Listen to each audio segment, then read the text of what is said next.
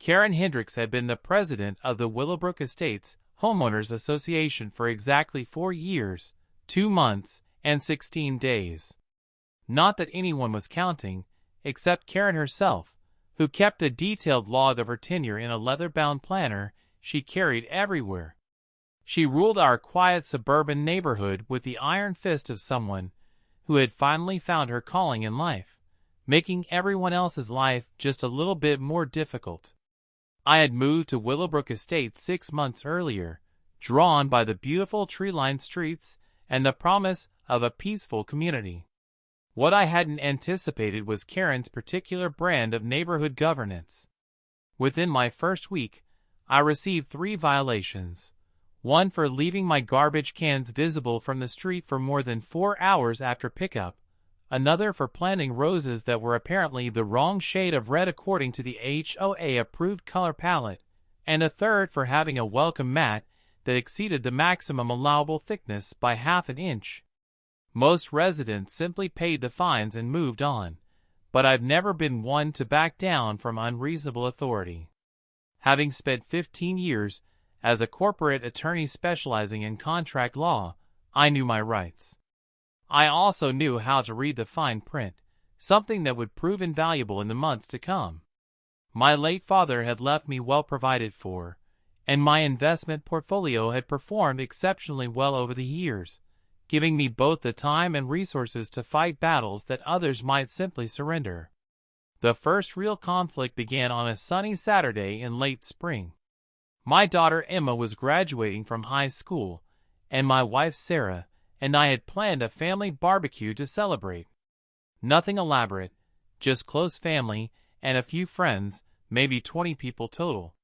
I had carefully reviewed the HOA bylaws regarding gatherings and made sure we were well within the guidelines.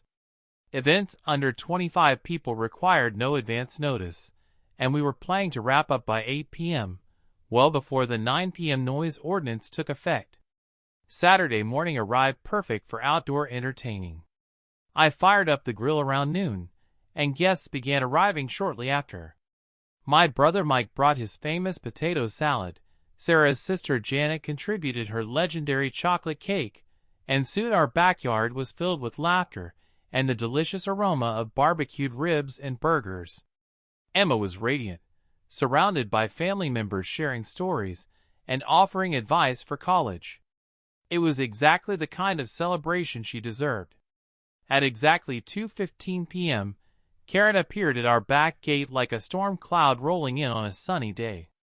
She stood there in her signature outfit, a crisp white polo shirt with the HOA logo embroidered on the chest, khaki pants pressed to perfection, and a clipboard clutched in her manicured hands like a weapon. Her expression was that of someone who had just discovered a personal affront to everything she held dear. Karen speaking. "Excuse me, but I need to speak with the homeowner immediately. This gathering is in clear violation of multiple HOA regulations." I walked over to the gate, wiping barbecue sauce from my hands with a napkin. "Hello, Karen. I'm not sure what violations you're referring to. I checked the bylaws carefully, and we're well within the guidelines for private gatherings." Karen's eyes narrowed as she flipped through pages on her clipboard with the precision of a prosecutor presenting evidence. Karen speaking. "First, you have vehicles parked on the street, which creates an unsightly appearance and blocks access for emergency vehicles. Second, I can smell charcoal being used, and the current fire restrictions clearly state that only propane grills are permitted during dry season. Third, your music is audible from the street, constituting a noise violation." I took a deep breath, reminding myself to stay calm. "Karen, the cars are legally parked on a public street. I'm using a propane grill, not charcoal, and the music is barely audible even in my own backyard. We're celebrating my daughter's graduation with family." But Karen was already scribbling notes on her clipboard, her pen moving with the fervor of someone documenting war crimes. Karen speaking. "I'm issuing citations for all 3 violations. The fines total $450. Payment is due within 10 business days, or we'll place a lien on your property. Karen, this is ridiculous. Why don't you come in and have a burger? Meet Emma. See that we're just having a quiet family celebration? Karen speaking. Absolutely not. I don't socialize with residents who flagrantly violate community standards. You people think you can move into an established neighborhood and ignore the rules that keep property values high. She turned on her heel and marched away, already pulling out her phone. I returned to the party, hoping that would be the end of it, but Karen wasn't finished. 20 minutes later, a police cruiser pulled up in front of our house. 2 officers got out and walked toward our backyard, their expression serious. My heart sank as I realized Karen had actually called 911 on a family barbecue. The first officer, whose nameplate read Rodriguez, approached our gate. Good afternoon, sir. We received a complaint about a large gathering and possible noise violations. Mind if we take a look? Of course, officers. Please come in. I opened the gate wide, gesturing for them to enter. We're celebrating my daughter's high school graduation. Just family and a few close friends. Officer Rodriguez and his partner, Officer Chun, stepped into our backyard and immediately relaxed. What they saw wasn't a raging keg party or a rowdy crowd, but grandparents in lawn chairs, kids playing cornhole, and adults standing around chatting quietly while burgers sizzled on the grill. The music was barely audible, some classic rock playing softly from a small Bluetooth speaker. Officer Chin looked around and shook his head slightly. This is what someone called 911 about. I'm afraid so. Our HOA president seems to have taken issue with us having family over. Officer Rodriguez consulted his notepad. Well, let me ask a few standard questions. How many people do you have here? 18 total, including my wife and daughter. Any alcohol being served to minors? Just soda and water for the kids. The adults have beer and wine, but everyone here is family or close friends. Nobody's driving anywhere. Officer Chin was already looking more relaxed. Mind if I ask what's on that grill? It smells incredible. Ribs, burgers, and some bratwurst. My wife makes this amazing dry rub for the ribs. The 2 officers exchanged a look, and I could see them making a decision. Officer Rodriguez spoke first. Sir, I'll be honest with you. This is one of the most peaceful gatherings we've been called to investigate. No noise violations, no public disturbance, no safety hazards. Everything appears perfectly legal and reasonable. Thank you, officers. I really appreciate you being understanding about this. Officer Chun was eyeing the grill with obvious interest. Those ribs look like they're about ready to come off. What's your secret? Before I knew it, I was explaining my smoking technique while Sarah was offering both officers plates of food. They initially declined, as policy required, but when I mentioned that my brother-in-law was a retired police sergeant from the next town over, and he vouched for everything being above board, they agreed to stay for a few minutes. Those few minutes stretched into an hour. Officer Rodriguez turned out to be a barbecue enthusiast himself, and we spent considerable time discussing different wood chip combinations and temperature control techniques. Officer Chin hit it off with my daughter Emma, sharing stories about his own college experience and offering advice about campus safety. Both officers were completely charmed by Sarah's hospitality and my mother's stories about Emma's childhood. It was around 4:30 p.m. when Karen returned, this time marching up our driveway with the confidence of someone who expected to find the police hauling away troublemakers in handcuffs. Instead, she found Officer Rodriguez sitting at our picnic table, laughing at one of my uncle's fishing stories, while working on his second helping of ribs. Officer Chun was engaged in what appeared to be a serious discussion with Emma about her plans to major in criminal justice. Karen stopped dead in her tracks, her mouth falling open in a way that would have been comical if the situation weren't so absurd. Her clipboard trembled slightly in her hands as she processed the scene before her. The police officers she had summoned to shut down our gathering were not only failing to arrest anyone, they were actively participating in the very event she had reported. Karen speaking. Officers! Officers! What is the meaning of this?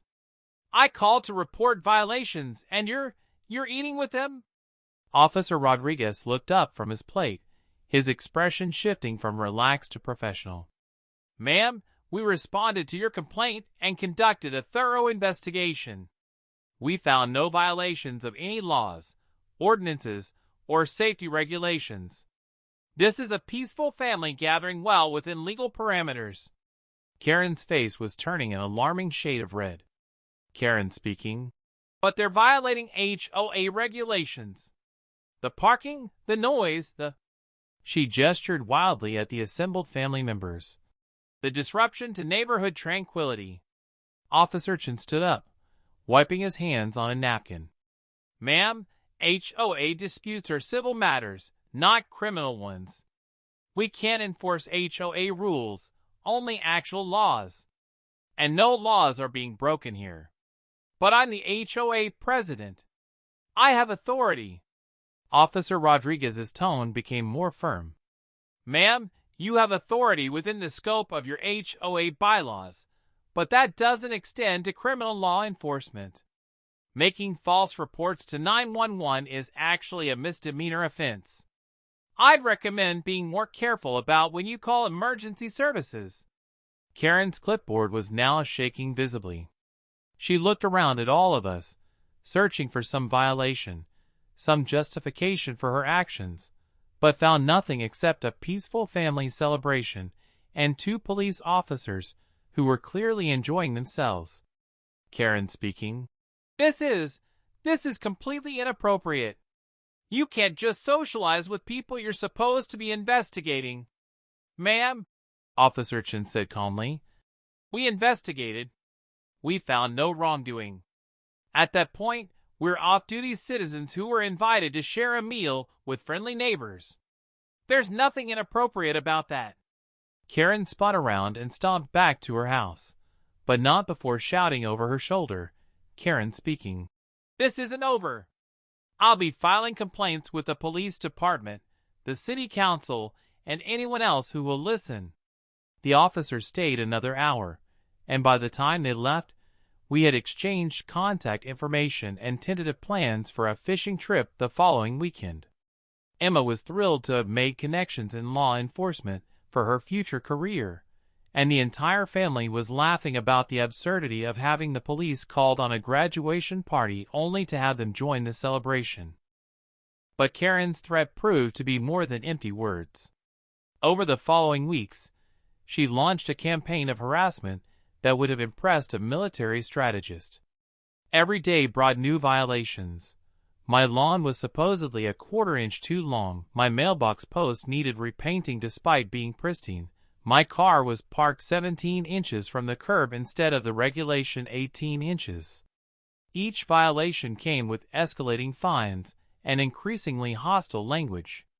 She began taking photographs of my property from multiple angles, documenting every perceived infraction with the dedication of a private investigator.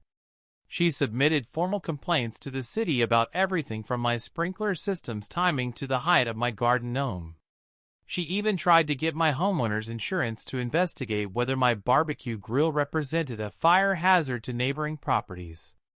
The breaking point came 3 weeks later, when I discovered Karen had filed a complaint with Child Protective Services, claiming that our graduation party had involved underage drinking and that I was an unfit parent. The complaint was obviously frivolous, but it still required Emma to be interviewed by a social worker, causing her considerable stress during what should have been an exciting time preparing for college. That's when I decided that reasonable approaches were no longer sufficient. Karen had escalated this conflict far beyond petty HOA disputes and into harassment that was affecting my family's well-being. It was time to fight back, and fortunately, I had both the resources and the expertise to do so effectively. My first step was to thoroughly research Karen's background and her tenure as HOA president. What I discovered was fascinating. Karen had been elected to her position during a particularly contentious period when the previous president had resigned amid accusations of financial mismanagement. She had run on a platform of fiscal responsibility and strict rule enforcement, promising to restore the community's property values and reputation. However, digging deeper into the public records revealed some interesting discrepancies. Karen's own property had several violations that had been mysteriously overlooked or dismissed. Her fence exceeded the height limit by 6 inches, her garden shed was built without proper permits, and her driveway had been expanded beyond the original property survey without approval. Most intriguingly, she had been receiving a monthly stipend from the HOA budget for administrative expenses that seemed far beyond what was reasonable for a volunteer position. But the real goldmine was discovering that Karen's house had been purchased using a VA loan, which meant she was claiming veteran status. A few discreet inquiries through my network of professional contacts revealed that Karen had never served in the military. She had fraudulently obtained veteran benefits to purchase her home, a federal crime that carried serious penalties. Armed with this information, I could have simply reported Karen's fraud to the appropriate authorities and ended the conflict immediately. But that felt too simple, too clean. Karen had made this personal when she involved my daughter and called Child Protective Services. She deserved something more creative, more poetic in its justice. That's when I remembered something from my conversation with Officer Rodriguez during the barbecue. He had mentioned that he was looking for investment opportunities for his retirement, particularly real estate. This sparked an idea that was both brilliant and perfectly legal. I spent the next week researching property records for our entire neighborhood. Willowbrook Estates had been developed in 3 phases over 15 years, and the developer had retained ownership of several small parcels that were zoned as common areas, but had never been developed. These parcels were scattered throughout the neighborhood and included several that bordered Karen's property. One parcel in particular caught my attention, a narrow strip of land that ran along the back of Karen's property and provided access to the neighborhood's main walking trail. According to the original development plans, this land was supposed to become a maintained pathway with benches and landscaping. However, it had been left undeveloped for years, and Karen had gradually begun treating it as an extension of her own backyard, even going so far as to plant flowers and install a small decorative fence. The property records showed that the developer had been quietly selling off these unused parcels to generate cash flow. The asking price for the trail access parcel was surprisingly reasonable, especially considering its strategic location and development potential. I contacted the developer's representative and arranged a meeting. Within 48 hours, I had purchased not just the trail access parcel, but 3 other strategically located pieces of common area throughout the neighborhood. The total investment was significant but well within my means, and the potential for future appreciation made it financially sound even without the personal satisfaction factor. The next phase of my plan required calling in some professional favors. My college roommate had become a successful architect, and my former law firm partner had specialized in municipal planning and zoning issues. Between the 3 of us, we developed a comprehensive plan for developing the trail access parcel that was completely compliant with all local regulations, but would fundamentally change Karen's living situation. According to the zoning laws, the parcel could be developed as a public recreational area with appropriate facilities. This meant benches, picnic tables, trash receptacles, and most importantly, a properly maintained pathway that would bring foot traffic directly past Karen's backyard. The municipality actually encouraged such developments and offered tax incentives for private citizens who created public recreational spaces. But the real stroke of genius came from my architect friend's suggestion. We could install a small pavilion and designate the area as a community gathering space. This would allow for small events like neighborhood meetings, children's birthday parties, and yes, family barbecues. All completely legal, all properly permitted, and all happening literally in Karen's backyard. I filed all the necessary permits and began construction immediately. The work was done by the most professional crew I could find, with every detail documented and every regulation followed to the letter. Karen couldn't complain about noise during construction, because all work was performed during approved hours. She couldn't complain about the permits because they were all properly obtained and displayed. She couldn't even complain about the purpose because improving community recreational facilities was explicitly encouraged by the HOA charter. Karen didn't realize what was happening until it was too late. She had been so focused on finding new violations to cite at my house that she failed to notice the surveying and planning activity happening literally in her backyard. By the time she understood what was being built, the concrete had been poured and the pavilion was taking shape. The morning Karen discovered the full scope of my project, she came storming across the neighborhood like a woman possessed. I was standing in the new pavilion, reviewing the final construction details with my contractor, when I saw her approaching with her signature clipboard and an expression of absolute fury. Karen speaking. "What is the meaning of this? You can't build structures on common property. This is illegal construction, and I'm calling the city inspector right now." I turned to face her with a calm smile, holding up a folder containing all the permits, surveys, and approval documents. "Hello, Karen. Actually, this construction is completely legal. I own this property now, and all the permits are properly obtained and filed. Would you like to see the documentation?" Karen's face went through several color changes as she processed this information. Karen speaking. You can't own common property. That's impossible. Actually, it was never truly common property. The original developer retained ownership and has been selling these parcels to private buyers.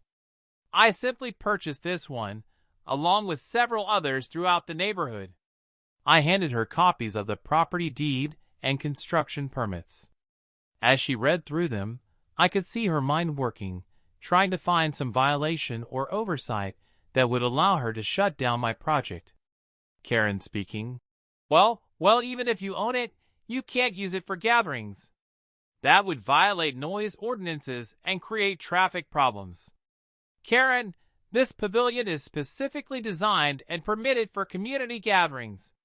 Small events like neighborhood meetings, birthday parties, and family celebrations. All properly zoned and approved by the municipality. Karen's hands were shaking now as she realized the implications. Her backyard, which had been her private sanctuary, would now overlook a community gathering space where neighbors could legally hold exactly the kind of events she had been trying to prevent. But I wasn't finished yet. The final piece of my revenge was still to come. Oh, and Karen, there's one more thing you should know. Remember when you called the police about our family barbecue? Well, it turns out that Officer Rodriguez and Officer Chen have become good friends of our family. In fact, they've expressed interest in using this pavilion for the Police Athletic League's community outreach barbecues. Completely legal, properly permitted, and strongly supported by the municipality. Karen's face went completely white as the full scope of her situation became clear. Not only would she have to endure regular community gatherings in what she had considered her private space, but those gatherings would include the very police officers she had tried to use as weapons against me. The clipboard fell from her hands as she stood there, mouth agape, finally understanding that her own harassment campaign had led to the creation of a permanent community gathering space directly behind her house, operated by the same neighbors she had tried to drive away, with the enthusiastic support of the police department she had tried to manipulate.